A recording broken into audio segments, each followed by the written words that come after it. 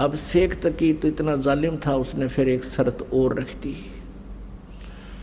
कहने लगा कि मैं जब मानूंगा इसको अल्लाह है, ये मेरी बेटी शेख तकी की पुत्री 12-13 वर्ष की लड़की मृत्यु को प्राप्त हो चुकी थी और उसको कब्र में दबा दिया गया था। अब कहने लगा इसको मैं अल्लाह मानूंगा जब मेरी बेटी को जीवित कर दे।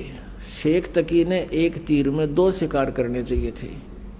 चाहे थे कि जय नहीं जीवित हुई मेरी बेटी तो इसकी हार हो जाएगी, और जीवित होगी तो मेरी बेटी मेरे पास हो जाएगी। इस राजनीति के माध्यम से उसने फिर ये कंडीशन रख दी। परमात्मा ने कहा कि भाई कह दे सिकंदर लोधी शेख तकी को, पर तीसरे दिन इस लड़की को जीवित कर दूंगा। इससे पहले आसपास के अक्षेत्र में सब जगह डंडोरा पीट दो, मुनादी करवा दो। ऐसे नहीं बात बनेगी, कल ने फिर नाट जाएगा। यो हजारों लाखों आदमी हो, कई हजार की संख्या में, और उनको भी विश्वास हो भगवान का।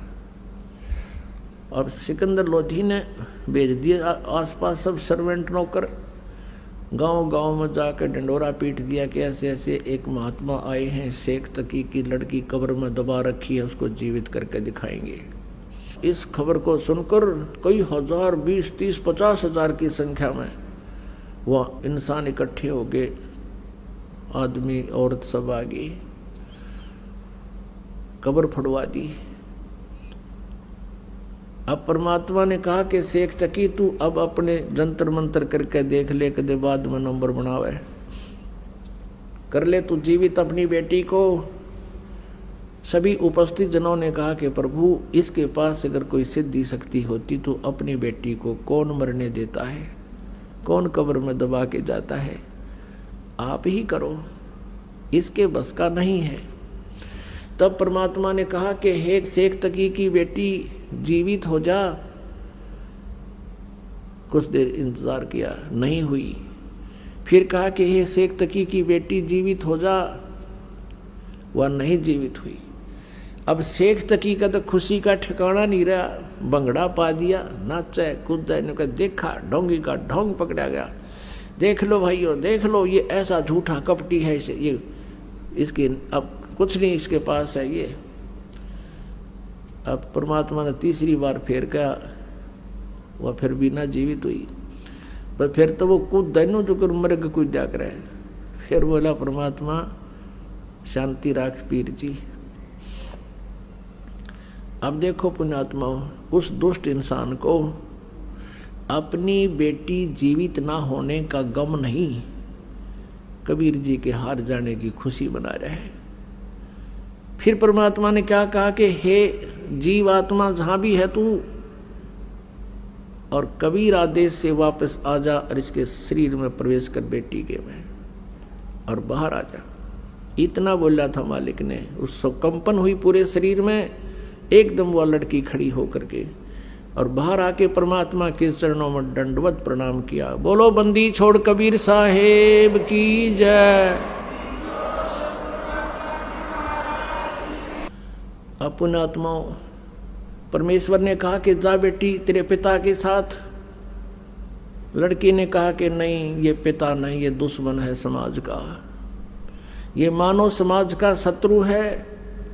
इसका और मेरा नाता 12 वर्ष की आयु तक का था, आगे मेरा जीवन शेष नहीं था। अब मैं पशु जोनी में जाने की मेरी तैयारी हो रही थी। आज मेरे इस परमेश्वर ने मुझे पुनर्जीवन दिया है। और 1.5 घंटे तक उस लड़की ने प्रवचन किए। परमात्मा ने उसके अंदर वह कैसेट डाल दी, अपना ज्ञान फैक्स कर दिया। उस लड़की ने 1.5 घंटे तक प्रवचन किया कि लोगों ये खुद अल्लाह आए हैं, ये अल्लाहु अकबर हैं, ये पूर्ण परमात्मा है, ये सारी सृष्टि के रचना रहे। अपने विषय में बताया कि मैंने भी गलती कर दी थी इस परमेश्वर को ना पहचान कर। आज मेरी वो दिव्य दृष्टि काम कर रही है। अब पुण्यात्मा, उस लड़की को पिछली सारी अपने जीवन की कहानी याद आ गई। क्या नाम है बहन जी आपका? मेरा नाम बिमला भगतमती है, विराटनगर की रहने वाली हूँ मैं, जिला जयपुर है। बहन जी, संत रामपाल जी महाराज से नाम दीक्षा आपने कब ली? 2012 में 7वां महीने 27 तारीख को। संत रामपाल जी महाराज से नाम दीक्षा लेने से पहले क्या आप कोई भक्ति साधना भी करते थे? जय गुरुदेव की भगत थी मैं। 2001 से नाम लिया, 12 साल भक्ति की है मैंने जय गुरुदेव की। सुबह शाम भक्ति करते थे, कान में ऐसे लगा के और बंद करके चद्दर ओढ़ के भक्ति करते थे। 5 नाम काल के थे और शाम सुबह बस ऐसे ही आरती चलाते थे। कोई सत्संग नहीं था, कोई कुछ नहीं था और काल की भक्ति करते थे हम। मेरे पति भी चल बसे थे, सऊदी अरब गए थे नौकरी करने और वहाँ पे ही मार दिया था किसी ने। तो मेरे को 4 महीने तक पता नहीं लगा था, कोई चीज़ का पता नहीं था। ऐसे कहते थे मेरे को मेरे जेठ भी कि क्या बोलते हैं कि वो तो अभी आईसीयू में है और ये गैस की उससे टैंकर फट गया है ड्यूटी पे और आईसीयू में कंपनी इलाज करवा रही है। मेरे को ये बताते थे, बता के और मेरे को 4 महीने निकाल दिए और बहुत हानि हुई है। कभी लड़ाई झगड़े हो रहे हैं, कभी कर्ज में डूब रही हूँ मैं और कोई शांति नहीं हुई थी। गली मोहल्ले वाले सब लड़ाई झगड़ा करते थे, गाली गलौज बकते थे, डंडे ले लेके आते थे मारने के लिए। जय गुरुदेव के सत्संग भी कराती थी तब भी गालियाँ बकते थे। कोई लाभ नहीं हुआ मेरे को। बहन जी, आपने बताया कि जय गुरुदेव की भक्ति से आपको कोई लाभ नहीं मिले। आपके पति सऊदी अरब काम करने के लिए गए थे, वहाँ उनकी डेथ हो गई, आपको 4 महीने तक डेड बॉडी भी नहीं मिली। तो फिर संत रामपाल जी महाराज की शरण में आप कैसे आए? भगत जी थे, उनके घर दंडोत करने गई। मेरे को एकदम से परमात्मा की दया हुई, संत रामपाल जी की। पता नहीं कैसे चले गई मैं, मेरे को पता भी नहीं था। पागलों की तरह घूमती घूमती पागल हो रही थी मैं, रोती रहती थी रात दिन और मेरे को कुछ नहीं दिखता था, कुछ भी अच्छा नहीं लगता था। पानी पीती थी, सिर्फ 40 दिन तक मैंने पानी के सत रही थी मैं और अंदर ही अंदर घर में लेटी रहती थी, बैठी रहती थी, कुछ भी नहीं दिखता था मेरे को और ऐसे पागलों की तरह रोती रहती थी। मेरे पास कोई नहीं, मेरे को कोई सहारा देने वाला नहीं था, कुछ नहीं था, कोई नहीं बताया मेरे को। आके बैठ जाते थे, चले जाते थे सब। इसलिए फिर मैं गई संत रामपाल जी की शरण में, जिन भगत जी ने नाम ले रखा। फिर वहाँ दंडोतम प्रणाम करके मैं प्रार्थना लगाई कि क्या बोलते हैं, रामपाल महाराज मैं आपकी शक्ल देखी हूँ, आपका नाम सुन रही हूँ, मैं आपको दंडोत करके जा रही हूँ। आप मेरा पति मरा है या जिंदा है, कोई भी मार दिया, क्या घटना हुई है उसको मेरे सामने ला दो। आपकी शक्ति जब जानूंगी मैं नाम ले लूँगी आपका। ठीक है जी। फिर उसके बाद गुरु जी को प्रार्थना, रामपाल महाराज को प्रार्थना करके आई सिम्मू भगत जी के घर पे। उसके बाद में तीसरे दिन, 3 दिन के बाद में दिन में 11 बजे दंडोत करके आई। 11 बजे दंडोत करके आई, संडे के दिन 11 बजे दिन में आके घर पे मट्टी लग गई। फिर उसके बाद में मुझे होश नहीं है कुछ भी, फिर मैं पागलों की तरह हो गई। फिर 1 साल निकल गई मेरी। 1 साल निकलने के बाद में फिर पंडित से मैंने दुर्गा पाठ करवाया 17,000 रुपये दे के और वो पंडित से फिर मेरी खटापटी हुई। दोनों लड़कियों की स्थिति बिगड़ती जा रही थी और मेरे को धमकी लगा के गली मोहल्ले वाले ऐसे कहते थे कि अभी तो तेरा पति मरा है, उसके बाद में तेरे बेटे मरेंगे, अब तू बचा लियो। कैसे बचाएगी, हम तेरे को देखते हैं, अब तेरी 3 बेटों को भी ख़त्म करवाएगी तू। मेरे को ये धमकियाँ लगाते थे। इसलिए मेरे को डर के मारे फिर मैं भगत जी के घर गई, सिम्मू जी के, और वहाँ से फिर मैं बोली भगत जी को कि क्या बोलते हैं भगत जी, मेरे को संत रामपाल जी के आश्रम में कब लेके चलोगे? तो वो बोले कि कब चलेगी तू आश्रम में? मैंने कि मेरे को आज ही लेके चलो, मैं परेशान हूँ। मेरे को पंडित ने ऐसे बोला कि मैं भोले बाबा की मूर्ति पे रख दूंगा, काली माता के सामने रख दूंगा, काली माता करेगी जो करेगी तेरे बेटों का, फिर देखियो क्या होगा। उसकी झगड़ा हो गया। शाम को 7 बजे जाके सिम्मू भगत जी के घर गई, मैं उसके पैर पकड़ी। मैं बोली भगत जी संत रामपाल जी के शरण में आश्रम में लेके चलोगे मेरे को? कि तू चलेगी? मैंने कि हाँ मेरे को आज लेके चलो। सुबह 4 बजते बजते मेरे को ऑटो में बिठा के ले गए। फिर छोटा बेटा सचिन नाम का भगत और मैं 2012 को 7वें महीने की 27 तारीख को संत रामपाल महाराज जी की नाम दीक्षा लेके आई मैं। बहन जी, आपने बताया कि जो भक्ति साधनाएं आप करते थे उनसे आप बहुत दुखी थे। आपकी पति की डेथ हो गई, आपके बच्चे बीमार हो गए, आप तांत्रिकों के चक्कर में फंस गए। फिर आपने संत रामपाल जी महाराज से नाम दीक्षा ली। तो संत रामपाल जी महाराज से नाम दीक्षा लेने के बाद क्या आपको कोई लाभ भी प्राप्त हुए? सबसे पहले तो लाभ ये प्राप्त हुए, मेरे को 3 बंडल पीती थी मैं रोज़ की। सबसे पहले तो वो छूटी। अब दूर से कोई पीता भी है मेरे को बदबू आती है और चक्कर आने लग जाते हैं मेरे को। उसके बाद में मेरे को सबसे पहले ये लाभ हुए, मेरे पति की बॉडी नहीं मिली थी सऊदी अरब में, ना मेरे को पता था मरे हैं जिंदे हैं, कोई पता नहीं था मेरे को, कोई बताता नहीं था मेरे को। तो मैं जाके संत रामपाल जी महाराज की मैंने फ़ोटो देखी, सिम्मू के घर पे टीचर हैं वो, उनके घर पे देखी, मेड़के हैं वो, ठीक है जी। उनके घर पे जाके मैंने दंडोत करी और प्रार्थना लगाई। संडे के दिन में 11 बजे, शुक्रवार को दंडोत करी मैंने, प्रार्थना लगाई इनको, और संडे के दिन में 11 बजे आके मेरे सामने बोटी लग गई है। ये पता नहीं था मुझे मरे हैं जिंदे हैं, मैंने ये बोला था गुरुजी को। तो गुरुजी आप शक्तिमान हो तो मेरे को ये शक्ति दिखा दो। फिर मुझे विश्वास हुआ क्योंकि पूर्ण परमात्मा है। तीसरे दिन ही डेड बॉडी जो फंसी हुई थी वो ला दी। 4 महीने से मुझे किसी चीज़ का भेद नहीं था। उसको बाद में फिर मैं पागल सी हो गई, एकदम से रोती रहती थी पागलों की तरह। मेरे को कोई ना मेरे पास से बैठता था, ना मेरे को पूछता था, कुछ भी नहीं बोलते थे, ना मेरे को खाने के लिए पूछते थे।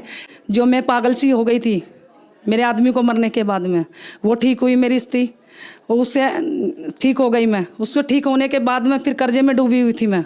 कर्जे में मेरे को ऐसे कहते थे कि मकान बेच के जाएगी, तो संत रामपाल महाराज जी ने दया करी, बोले बेटा मकान नहीं बिकेगा। एक बहन का लड़का था रणबीर, उसने भी नाम लिया था गुरुजियों का, वो आता था मेरे पास, खर्चा डालता था। परमात्मा ने उसको शागिर्द बनाए थी, उसको पैसे परमात्मा की ऐसी दया हुई, धीरे धीरे मेहनत करके दोनों बेटों ने करी, मैंने करी मेहनत करके उसका कर्ज हमने उतार दिया। जिनका कर्ज था वो भी परमात्मा ने, संत रामपाल जी महाराज ने उतरा दिया कर्जा। कर्जे से हम बिल्कुल फारिग हो गए। कर्जे से फारिग होने के बाद में गुरुजियों को बोली, गुरुजी झोपड़ी के प्लस्तर नहीं हो रहा है, गुरुजी मेरे पास तो पैसे भी नहीं है और 7,000 रुपये रखे हैं घर पे। गुरुजियों ने बोला रामपाल महाराज ने कि क्या बोलते हैं बेटा 7 लाख रुपए हैं, 7,000 रुपये नहीं है, जा झोपड़ी का काम चला दे। परमात्मा तेरी साथ हैं, गुरुजी तेरी साथ हैं और तेरी दया करेंगे। खाने को दाने भी नहीं थे, खाने के लिए भी मोहताज हो गई थी, काम धंधे सब छूट गए थे। और संत रामपाल जी महाराज ने ऐसी दया करी जो कि प्लस्तर भी हुआ, टैल भी लगी और सारा काम हो गया, नीचे मार्बल हो गया। फिर ठेकेदार को सिखा के और अड़ोसी पड़ोसी उसको भेज दिए। फिर उसके बाद मेरे पास पैसे खत्म हो गए। फिर मैं गुरुजियों को बोली कि गुरुजी मेरे पास पैसे नहीं है, कि बेटा मालिक दया करेंगे, सब आ जाएंगे पैसे, तेरा काम हो जाएगा।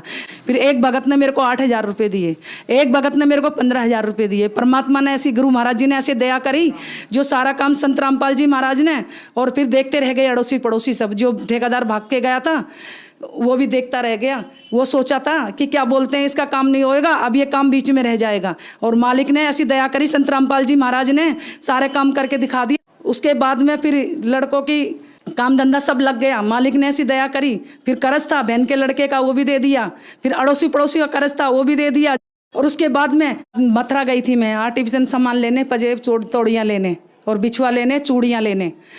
तो चूड़ियाँ लेने के बाद में उस दिन 15 मार्च को मार्केट बंद थी, मुझे पता नहीं था, मथुरा में गई थी। बड़ा लड़का था मनोज नाम का, उसका मेरा बल्लमगढ़ में आके एक्सीडेंट हुआ शाम को 7 बजे। जब भी लड़के को ऐसे लिटा दिए, मेरे सर पे से चद्दर उतार दिए, सोल उतार कर उसको ढक दिए और अंगूठे दोनों बांध दिए लड़के के, जैसे संसारे में बांधते हैं।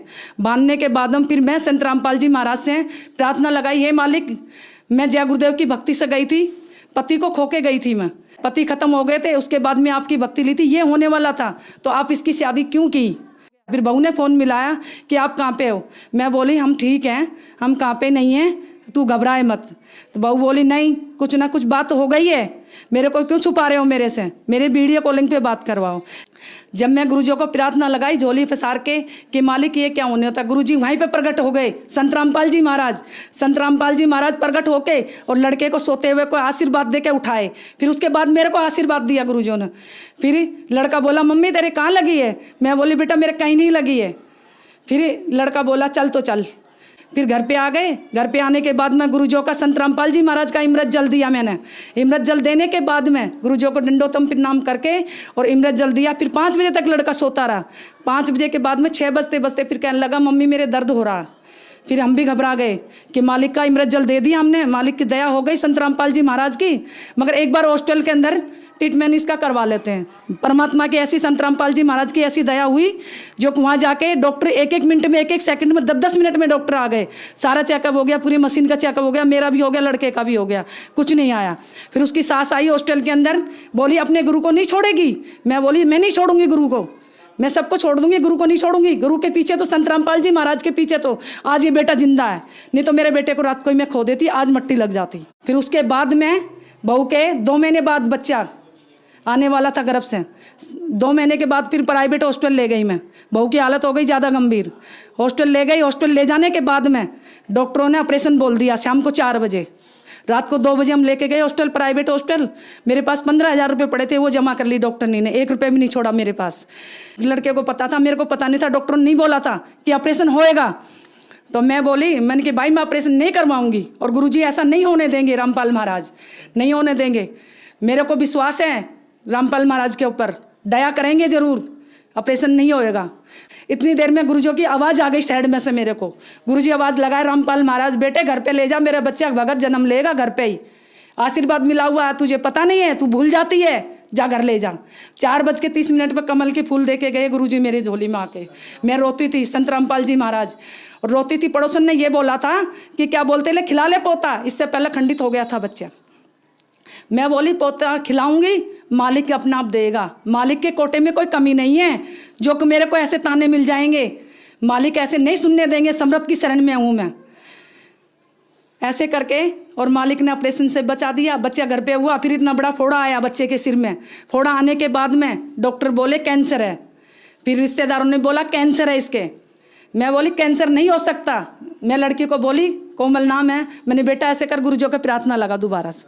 फिर मैं दोबारा संत रामपाल जी महाराज के प्रार्थना लगाई। दोबारा से प्रार्थना लगाने के बाद में संत रामपाल जी महाराज का ये आदेश आया, बेटे इमृत जल दे दो। इमृत जल मैंने 2 बूंद डाली मुंह में और पस बन के और मुंह में से ऐसे सफ़ेद सफ़ेद निकल गया। वो फोड़ा ठीक हो गया। आज ठीक है, 1.5 साल का पोता है, उसका रोनिक दास नाम है, और आज परमात्मा की दंडोत करता है। संत रामपाल जी का दिया हुआ है वो। और उसके बाद में बीच वाले लड़के का उससे पहले एक्सीडेंट हुआ, आकाश भगत है, गाड़ी के ऊपर से ऐसे चढ़ के चले गया। गाड़ी बिल्कुल आगे से बाइक खत्म हो गई, मालिक की नौकरी पे था, नोएडा के अंदर एक्सीडेंट हुआ। फिर भगत भाई गए देखने के लिए, तो भगत भाई गए तो उसके बाद में देखने के लिए गए तो भगत देखे कि ये तो परमात्मा की बहुत बड़ा चमत्कार है जो गुरुजियों ने इसको बचा दिया। नहीं, जिस तरीके से एक्सीडेंट हुआ उस तरीके से कोई बचा ही नहीं सकता। और 1 महीने पहले उसकी मौसेर उसकी सास ने बोला तेरा बेटा मरेगा, अब आकाश तू बचा लियो। उसके बाद में 3 दफे एक्सीडेंट हुआ 2 महीने के अंदर अंदर। और आज संत रामपाल जी महाराज है जो कि आज उसको केसर दास को अपनी शरण में ले रखा, और मालिक की उसको गुरु महाराज जो की ऐसी दया रामपाल महाराज की, कोई चीज़ का खतरा नहीं है। बहन जी, संत रामपाल जी महाराज से नाम दीक्षा लेने के बाद आपको बहुत सारे लाभ हुए, तो जो श्रद्धालु आपको देख रहे हैं आप उन्हें क्या संदेश देना चाहेंगी? मैं उनको ये संदेश देना चाहूँगी, एक समृद्ध की शरण में पड़े रहो। काल जकोड़ा कितना ही मारे, पड़े रहो धनी के दरबार, कुछ नहीं कर सकता काल, और कोई कुछ नहीं बिगाड़ सकता, ना पड़ोसी बिगाड़ सकता, ना रिश्तेदार बिगाड़ सकता। सबसे बड़ी शक्ति संत रामपाल जी महाराज की मिली हुई है, कबीर साहब जी की हमारे को। इससे बड़ी कोई शक्ति नहीं है। भाई बहनों, भक्ति में लगते रहो और भक्ति नहीं छोड़ना है और भक्ति करते रहना। बहन जी, संत रामपाल जी महाराज से नाम दीक्षा कैसे ले सकते हैं? संत रामपाल जी महाराज से दीक्षा से ले सकते हैं कि क्या बोलते हैं, टीवी पे आता 7:40 पे, और उस पर फ़ोन नंबर आते हैं, जहाँ के भी आप हो, जहाँ पे भी आपके आसपास के मिल जाएंगे नंबर। जब फ़ोन करोगे तो वहाँ से आप नामदान ले सकते हो। धन्यवाद बहन जी। सत साई।